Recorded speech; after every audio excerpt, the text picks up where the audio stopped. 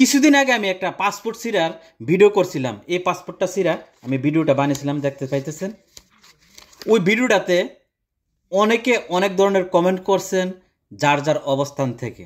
আমি কেন পাসপোর্টটা সিরা ভিডিওটা করলাম এটা আপনাদেরকে আজকে খুলে বলবো। সম্পূর্ণ ভিডিওটা দেখার অনুরোধ রইল।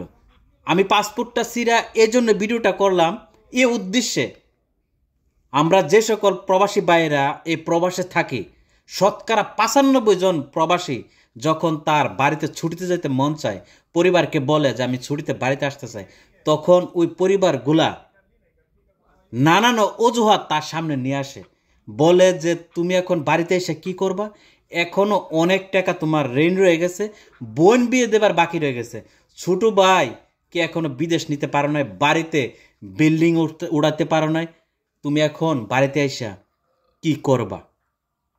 কিন্তু ওই প্রবাসীটার যে তার পরিবারকে দেখতে মন চায়, অনেক বছর হয়ে গেছে প্রবাসে থাকতে থাকতে তার দমটা বন্ধ হয়ে আসতেছে, একটু পরিবারের সাথে থাইকা নিঃশ্বাসটা ফালাতে চায়, কিন্তু পরিবারগুলা সেইটা বুঝে না।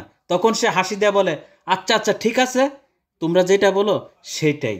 কিন্তু তার ভিতরে যে কষ্টটা ও যন্ত্রণাটা মুখ ফুটে সে বলতে পারে না। ওই কষ্ট যন্ত্রণাটা একজন প্রবাসী বুকে ধারণ করে রাতের বেলা যখন ঘুমাইতে যায়, তখন শুধু নীরবে এই দুই চোখের পানি ফেলে।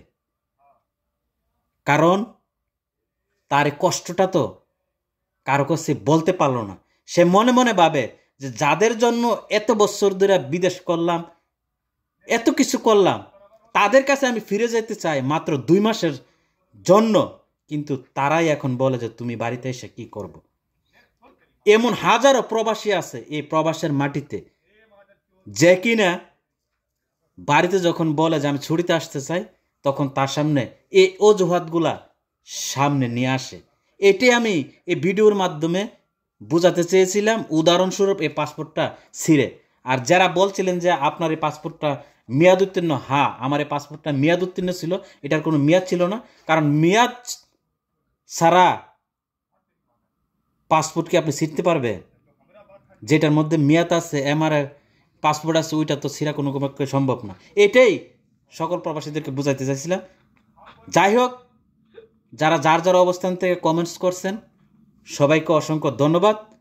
এখন আপনারা এই ভিডিওর মাধ্যমে বুঝতে পারবেন যে কেন আমি পাসপোর্ট ছিঁড়া এই ভিডিওটা করছিলাম। তো সবাই ভালো থাকবেন।